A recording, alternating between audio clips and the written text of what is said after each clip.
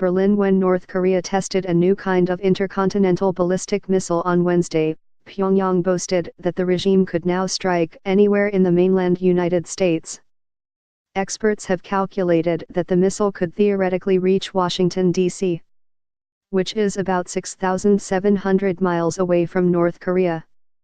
Less noticed, however, is the fact that North Korea's recent tests have also put a range of European capitals on the map of Pyongyang's possible targets, according to missile experts.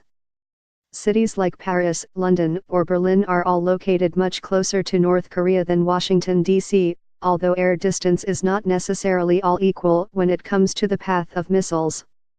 A previous missile tested by North Korea may already have been able to reach those cities under certain circumstances, but Wednesday's launch has now almost certainly put all major European targets within Pyongyang's reach.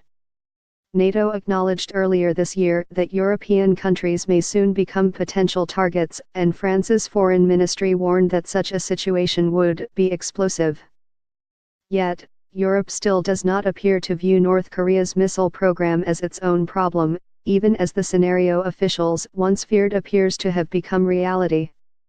European leaders may have doubled down on their condemnations after the latest missile test, but these largely echoed previous, more cautious remarks, compared to President Trump vowing, somewhat ominously, to take care of it. The comparative calmness with which Europe is responding may of course be due to the lack of direct threats.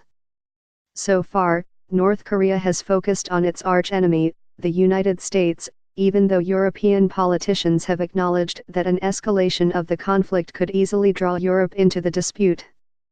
But their more cautious responses also reflect the role European leaders believe they have in this conflict.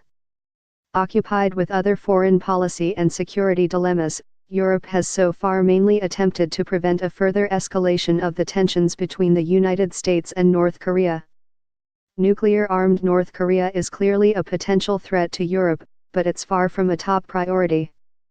Europe is dealing with a resurgent Russia, irregular migration, and a host of other issues before North Korea comes up, said Marcel Dersis, a German military expert and political scientist at the University of Kiel. Even if Europe wanted to influence events on the ground, it couldn't. Europe has no real political, economic, or military leverage over Pyongyang. The real players are China, Russia, and the United States. When it comes to North Korea, Europe has neither the will nor the capability to effect meaningful change. The North Korean crisis illustrates the limits of European power, said Dersis. In their responses on Tuesday and Wednesday, leading European politicians showed they saw North Korea as a global, rather than as a European problem. In a tweet, French President Emmanuel Macron said that the test reinforces our determination to increase pressure on Pyongyang and our solidarity with our partners. German Foreign Minister Sigmar Gabriel similarly criticized North Korea over its missile program, saying in a statement that it again breached international law.